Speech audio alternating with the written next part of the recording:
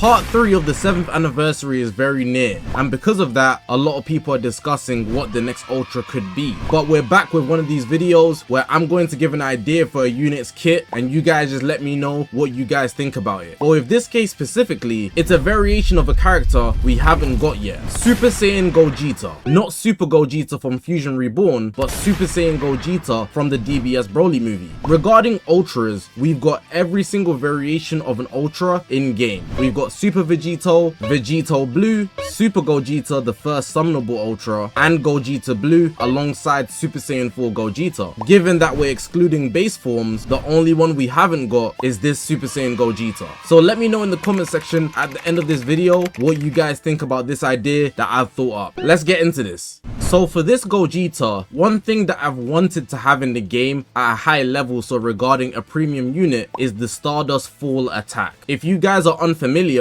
it's the blue card that the sparking transforming Super Saiyan Gogeta has. And obviously it should go without saying he did it in the movie where he was letting out a ray of blast against Broly. In my opinion, it's easily top 2 moves that Gogeta can perform. Would be second to Stardust Breaker. But what I'm saying is the kit is going to be designed around this move here. Now what I've noticed with the devs, they've been getting very creative with that new button that they've implemented. If you don't know which one I'm talking about, it's the Synchro button, which is also the Special Beam Cannon. So the Fusion Warriors from the 6th anniversary, fusing Super Vegito and fusing Gogeta Blue, both have the Synchro mechanic where once you press it, you're able to transform into the Fusion Warrior. But that same button does a completely different thing if we look at Ultra Beast Gohan, who dropped in the 2024 festival. For him, it works similar to Hit's Time Skip, but Hit's Time Skip works on a green card. With Ultra Beast Gohan, it's the same button as the Synchro button, it just does something different and activates his Special Beam Cannon. Given he doesn't get hit or tapped or something like that, the Special Beam Cannon will go on. So the idea here is to modify that button again and make it do something different. So we've already seen it basically replicate the action of Ultra Hit's Time Skip, but in Beast Gohan's case, it does damage. So I thought, why not make it a counter? In the movie, he does it after countering Broly. So Broly comes in with the swing, but Gogeta basically parries him away and then kicks him into the ground, then launches the attack in midair. So if you already haven't got the gist of what I'm implying here, is that this button will now be a counter. It will counter all forward moving attacks, strike arts, green cards, tap attacks, tackles, potentially even the overdrive charge. Obviously this is a concept, but no rising rushes, of course, that's the one above all. And this counter will be able to be activated quite consistently. Let's say about 40 time counts, maybe 30. In a game there's 180, so I want this to be something that can be activated at least 3 times in a game. And it will emit guaranteed damage, but not just to Broly or whoever he's fighting, but the allies that you have on standby. Now this can definitely kill who's on the battlefield, but it cannot kill the allies on standby, even though it will do damage to them. And I think the reason it should do damage is because this attack was destroying everything. Gogeta sent out so many beams that it would only make sense for him to also damage anybody in the vicinity, as they would definitely get hurt if they were in the area where Gogeta and Broly were fighting. Now that's the base idea for the kit, but there's some things you might want to add yourself if you wanted to make the kit a lot more versatile. So let's get into the other ideas that I had.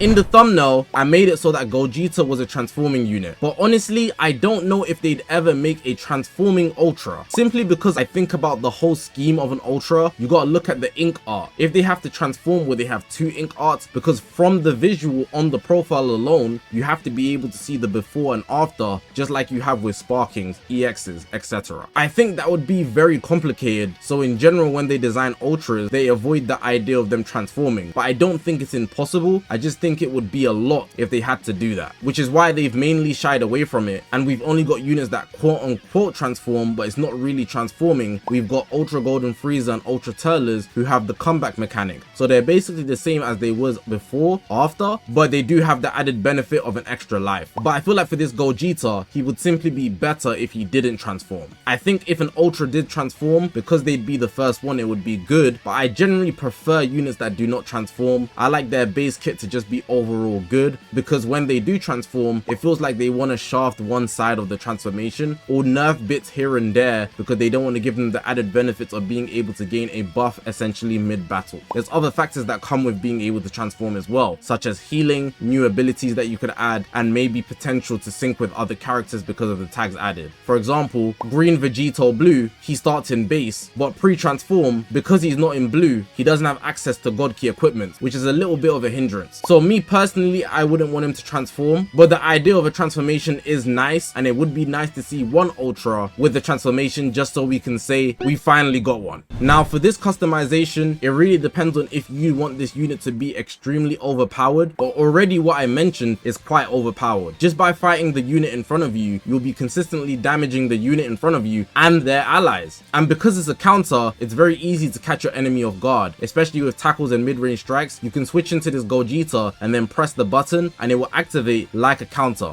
You could say it's basically the same thing as the Legends Limited Gogeta Blue, the first one, who has the God counter, but just a stronger variant of it, given that this is an Ultra. But then regarding the damage that can be done, it even damaging the allies is a big selling point for it, but it doesn't need to do that. It could simply just target the person in front of them. So that's a customization that's to your preference of whether you want it to be busted or not. You could also add a factor of it nullifying endurance. You see with Beast Gohan, because it's a special beam cannon so it's done off a button, the buff for it can't be cancelled as if it was a blue card or an ultimate art or a rising rush. It's its own thing. But in the same way, if Gogeta did this, he'd be able to nullify endurance. Only for free time accounts, but for that counter going off, you get the reward for it, and you also are able to potentially kill somebody with endurance, which is super nice. And another customization I thought about is his ultimate arts, given that he's going to be similar to Beast Gohan in a way, so he will have a custom ultimate. We see if Ultra Beast Gohan, he does a Kamehameha. He never did that move, so the fact that he can do that is a nice addition from the developers. So with Gogeta here, I think if they just gave him Stardust Break, that would be super nice. He does do it in the movie anyways when he's in blue, so in a similar fashion to how they just customize Fusion Warriors generally, if they give him Stardust Break on his ultimate art, I think that would be nice. Giving him a ranged ultimate would also make him the first Ultra with a ranged ultimate, which I don't know if people would like, but I think it would be a nice touch to make him look a lot more polished. And then we can also go a step further. So with the new dynamic battles, we see that they're able to implement custom animations, and I think it would be super nice if Gogeta over here, once he hits the Stardust Break, it will still do a bit of damage, but he would then activate a Kamehameha if the unit isn't evil. So if it's a Stardust Break, it will do damage.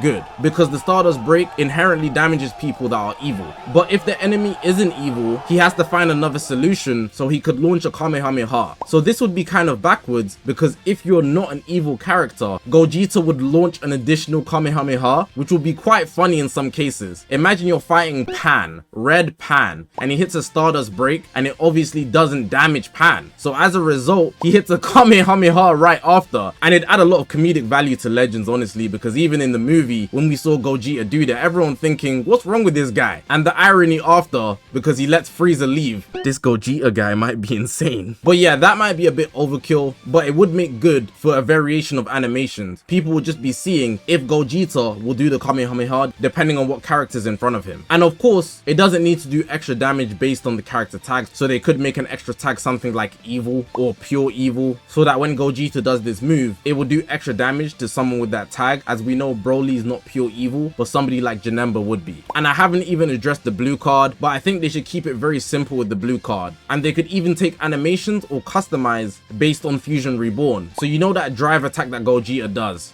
where he like phases through, it's super satisfying, and we saw that Janemba's body just took the hits. Pycon's legendary finish actually includes it, so super Gogeta. If we had that on this DBS Gogeta's blue card, I think that would be super satisfying. It would be something super quick, similar to Beast Gohan, where he just hits the kick. But yeah, these are just some ideas that I had to customize the character, essentially making them a lot more unique and satisfying to play, as Ultras are meant to be the highest caliber in this game. As you can see very evidently, I went more for fun with this kit. The unit would still be busted, of course, but very evidently, it's more about the gimmicks that Gogeta pulls out. So locking the Stardust Fall behind a counter makes it quite skill based, but the reward will be very high. But it's still limited because you can only do it 3 times a game, but the reward being able to damage also the allies on standby is super satisfying. And then the ultimate arts, which you would only have one of, he can get a different animation based on who he hits. And then we could also get the addition of a Kamehameha also coming out if the person has no evil, because Gogeta would still need a way to do damage to that person. Just from this one unit, there will be layers of what can this unit do to this person for a good amount of time, as there's a bunch of characters in Dragon Ball Legends, making this character one for the books, especially in my opinion.